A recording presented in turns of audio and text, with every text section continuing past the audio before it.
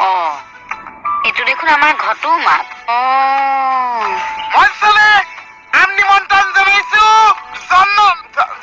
জনপ্ৰিয় জনপ্ৰিয় অভিনেত্ৰী এয়া আমাৰ মাজত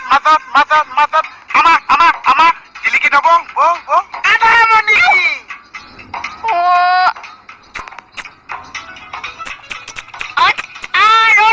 কি কৰিছ?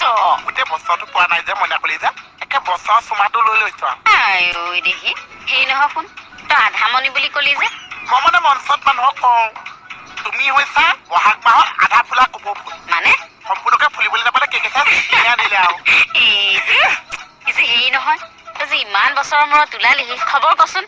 খবৰ এটাকে ক'ব নোৱাৰিম ন কিয়?